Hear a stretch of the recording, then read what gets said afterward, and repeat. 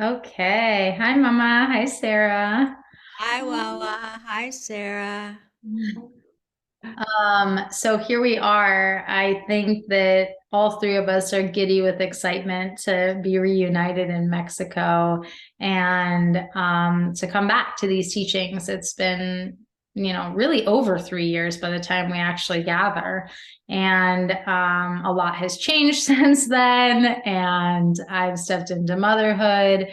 And we have such passionate, exciting conversations behind the scenes, so to speak, when we're just talking and planning and brainstorming and helping the training evolve right to its next level. And sometimes I think we catch ourselves like, oh my God, this is why we do what we do. If only the world knew.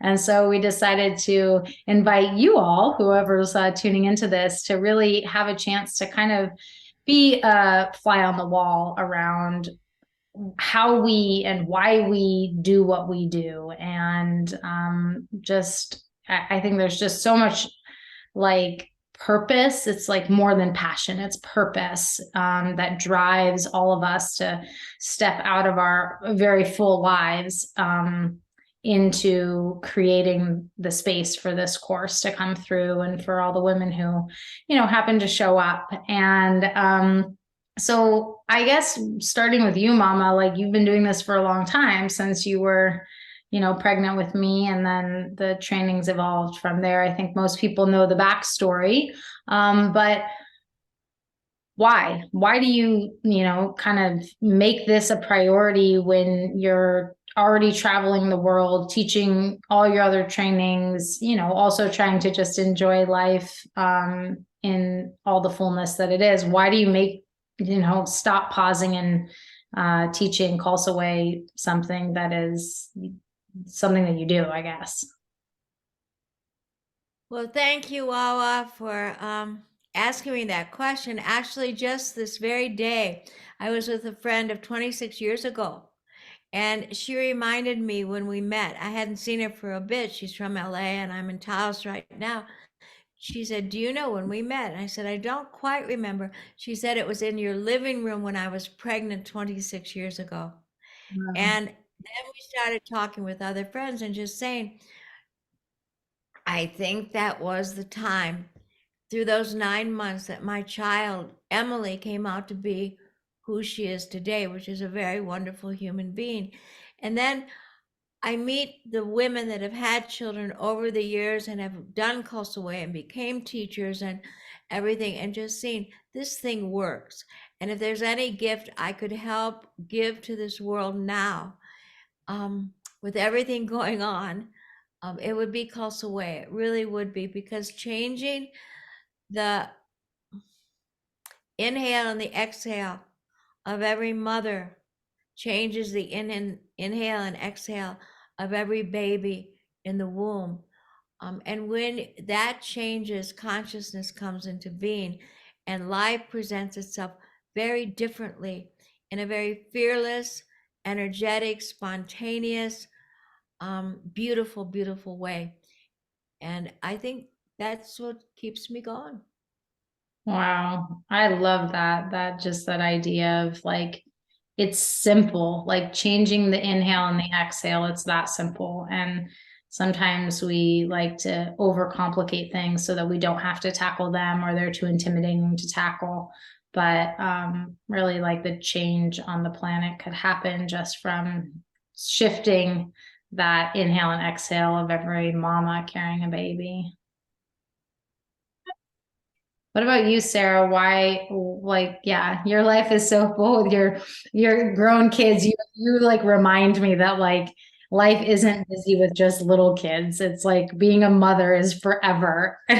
So true. You think it's like those early years that are like the ones that keep you so busy, but you realize it's forever and it is hard work and um, it's it's the hardest work you'll do, but it is by far the greatest work. I always feel like the more energy you put into parenting, the more you get out. And I like now, as my kids are about ready to leave my home, it's like so clear to me that that is the truth. You know, we get sold this idea that motherhood is this, you know, we're just giving and we're not getting anything back. And it's that martyr of the mother. And that's just such a BS story. It's like anything, the law of the universe. It's like energy, you put in your energy in and you get that energy right back. And you know, that's a lot of these teachings too, because we talk about that, because so much of us,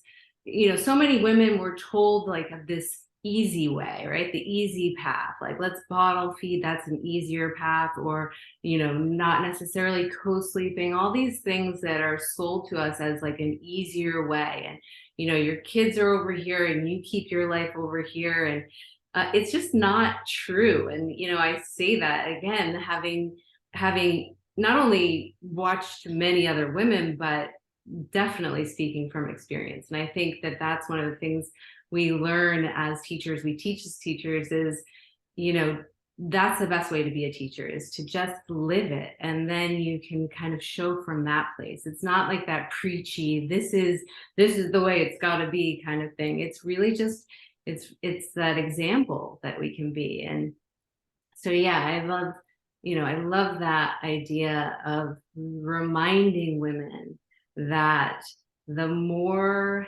energy you put in and the more you get out. You know, I'll just tell a quick story, but my kids, you know, I read to them for years, going to bed, it's like that tuck in, right? And while I'm sure you know now, right now, having a small baby, you think like, oh, it's exhausting, I don't want to do this every night. Like there is, sometimes you really have to dig deep to find that energy for mothering our young kids. Because it's not that, you know, it's not that the energy you put in at the moment you get it out, but in the end, that's what we're looking at. It's like the big picture.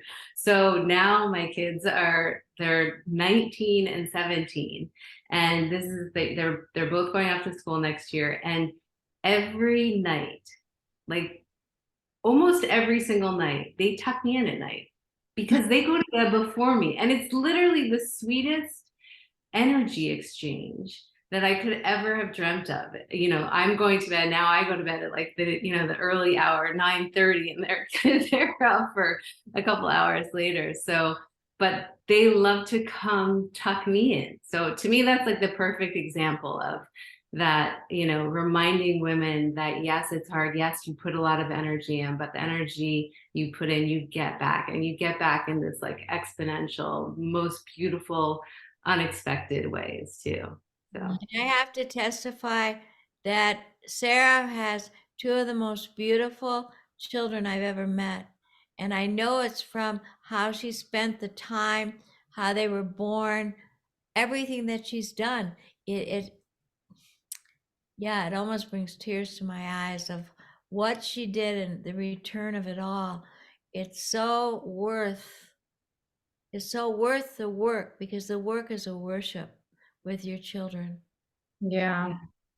I think that I've always been drawn to babies and children, and like I taught kids yoga before I had kids. Like I've always been I've been nanny many times in my life, and I think at one point it dawned on me that as an external influence, I had limited access to change, to creating the, you know, what I believe to be like a really holistic environment for someone else's child, but where I could have the greatest impact was starting at like what I like to think of as ground zero, which is utero. And so the only way to get to that baby in utero is through the mama. And so because I have such a passion for children and infants and wanting them to have, you know, the greatest head start possible in life, I realized like I have to befriend the mamas. I have to be willing to work with the adults in order to greatly influence, you know, as much as I can, that space of the world that the children are growing into. And so it's kind of by default that I think I've fallen into such a passionate place around the prenatal training. but also through my own firsthand experience now, being the mom of a 2.5-year-old, and having the hindsight and the space to like reflect back on how the trainings, and not just the trainings, but the teachings, because I grew up with them, right, have influenced me as a mother. There's like this beautiful and perfect combination of strength and humility that occurs when you step into this learning space. And it's like this strength to trust my instinct, trust my intuition. When my son was born, it was like I wasn't really looking to the outside world of how to parent. I wasn't reading a bazillion parenting books, to be honest. I was like, I've got this inside of me. If I can get quiet enough, if I can trust myself enough, I'll know exactly what I need to do. And for me, it was respond to the cry, have him in bed with me. I was privileged enough to get a breastfeed, even though I had to fight for it for the first 6 weeks. It didn't come easy, but I just knew how I wanted to show up. And so there was no stopping me.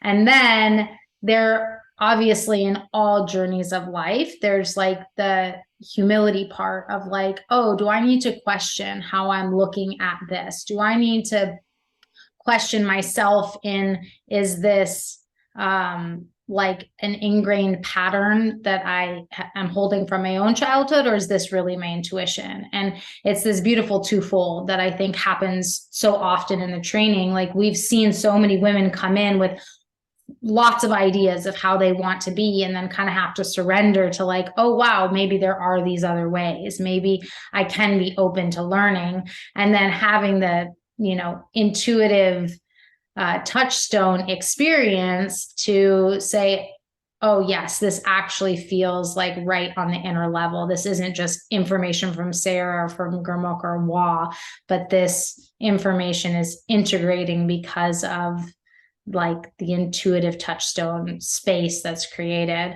So I feel like more excited, more passionate than ever now, being a mama and seeing how my pregnancy affected who he is. And I always like to joke that I'm like, is it nature or nurture? Like I am always kind of tick-tocking my head between the two. Did he come in that way, or did I help facilitate that? And I think that it is this, beautiful culmination of both. Like, they come in a certain way, but then how we respond is going to foster it or like stomp it out.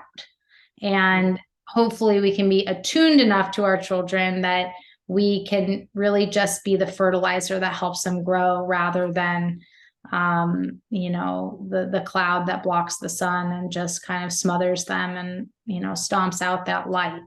So I'm so excited about this training, and just like, I don't know, I get so excited working with mamas and babies, and so it's my happy. I'd like to just add to what you just said, Wa, because Nadia, my daughter, recently said to me, she gave me the sweetest compliment, and it was that she said, one of the things that makes me, I can't remember exactly how she framed it, but it was basically one of the things that she thought was the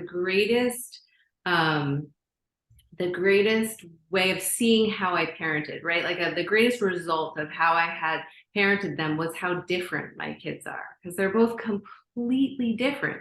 And in order to do that, you have to have like a lot of trust and faith that, okay, I'm going to trust this path for this child, this path for this child. There's so much like intuition required, and so much courage really required of women today to hold space for their families. And I think that's probably like one of the things I'm the most passionate about these trainings, is that it's this space that we create together. And we always talk about whether it's even like just for pregnant women, because it's really for any woman, right? So we create this space where we remind a woman of her power.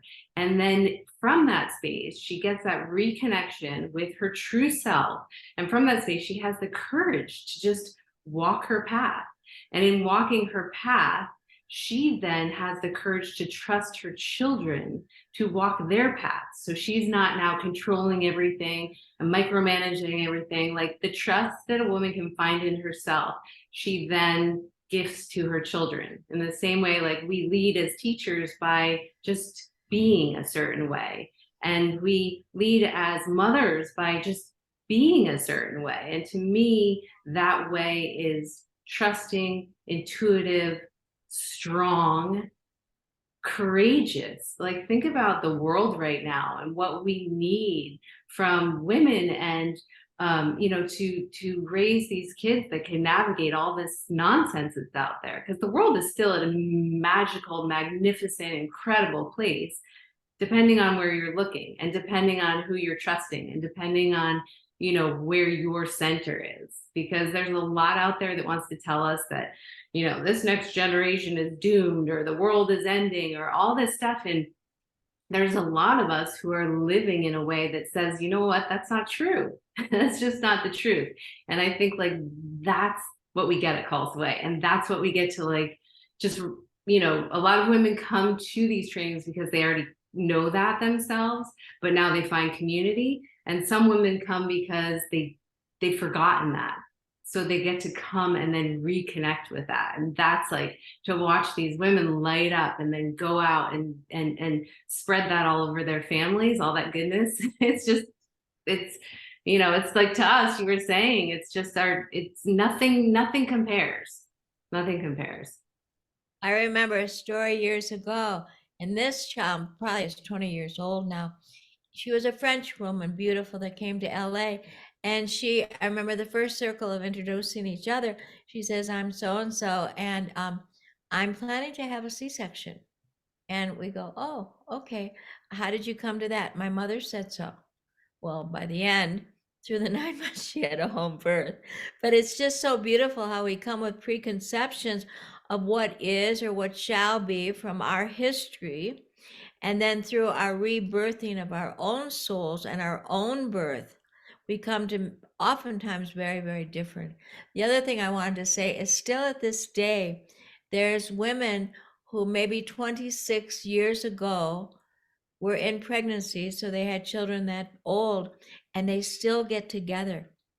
It creates community, global community all over the world. And if you do Khalsa Way teachers training, oh my God, your family gets so big, and your children become so many. And it doesn't really matter if you've ever had children.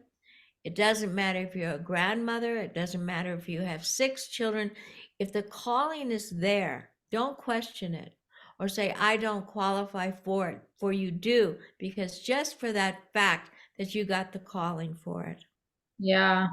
I just got home from a personal couples like therapy retreat thing with my husband. And I think, like, one of the biggest highlights and just points that was reiterated throughout the whole workshop, which I think just applies to every human being walking the planet, is that, like, good things come from good places. And so the more you can prioritize and not, like, think of, like, oh, I'm going to do this training or I'm going to do this healing circle as, like, a luxury, but as a necessity. Like, this is what you need. And if you do this, it will make everything else in your life better, from relationship to work. Because the more we find our center and we find our inner clarity, which comes from that work, which is, self-care essentially, the more everything in our life is inspired. So I think, like, one of the things that I'm personally trying to and Sarah, you're very good at this. And I think it's so important for moms, right? Because as mamas, we are fed this narrative that everything is self-sacrifice, and you don't get to meditate anymore. You don't get to exercise anymore. You don't get to eat slow anymore. Like, you don't get all these things anymore because now you're a mom and that's your role and that's your priority.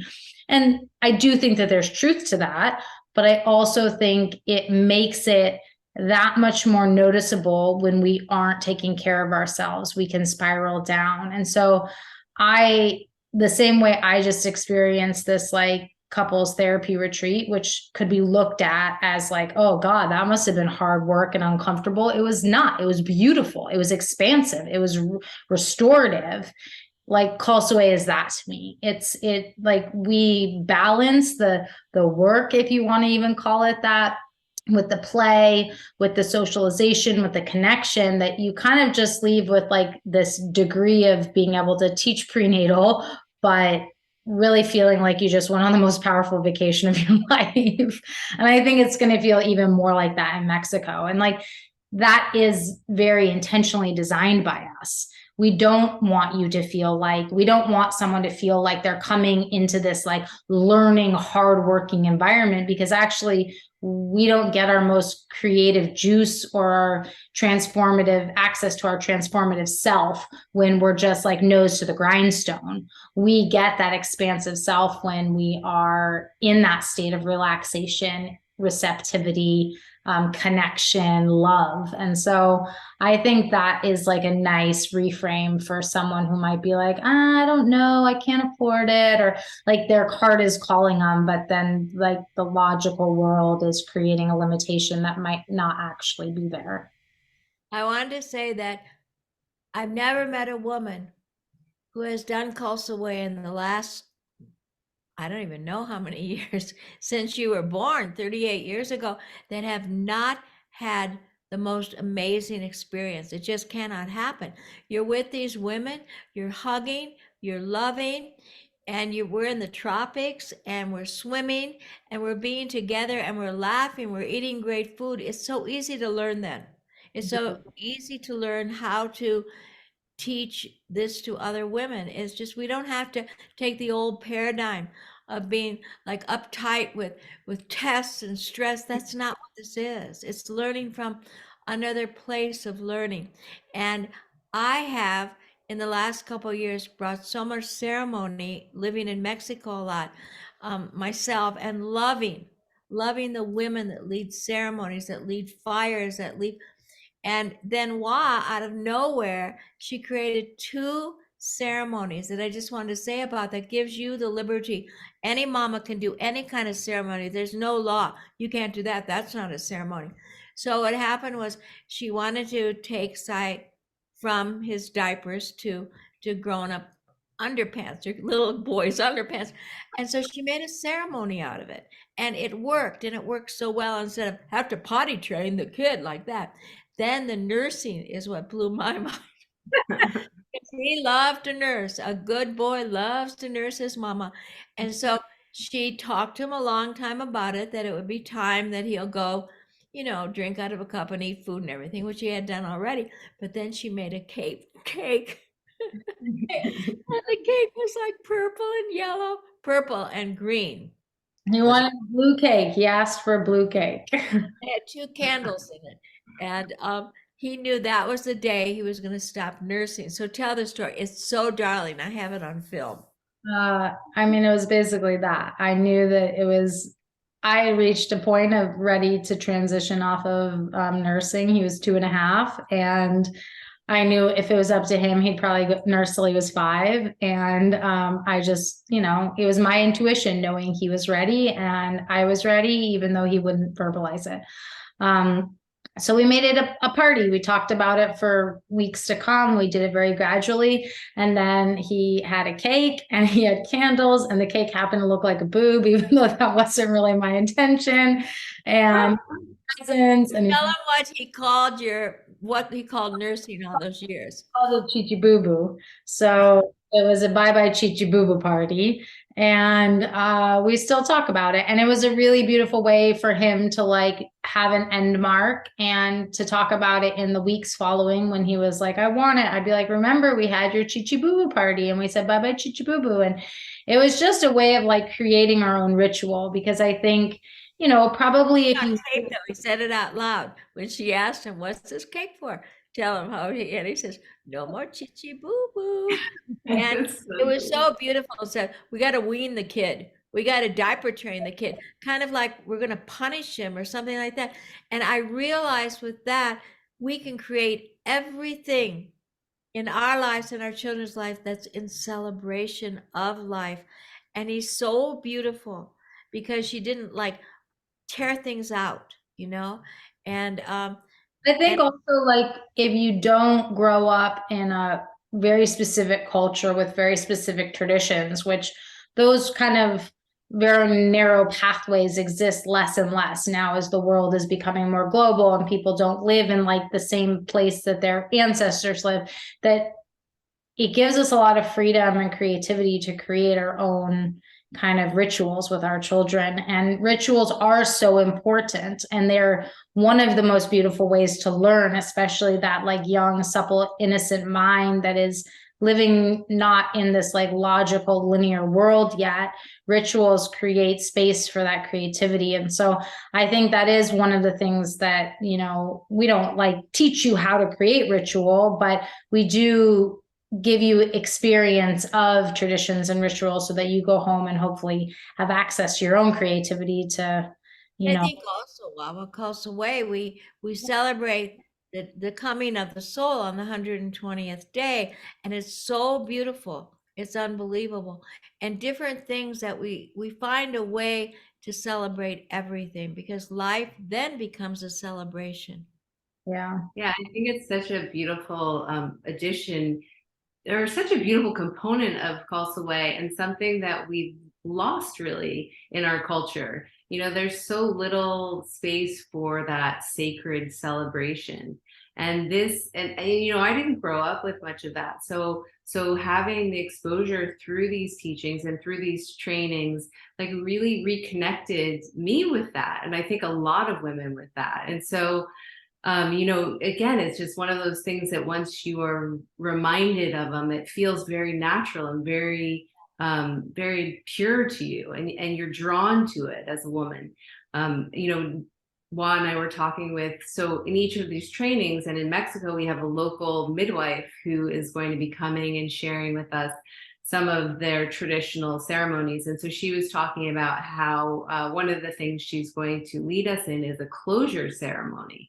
And we've never had somebody to kind of teach us about this type of ceremony, but it's really about, you know, that postpartum window. And as a woman, you've opened yourself up so much, you've been connected completely to another human being.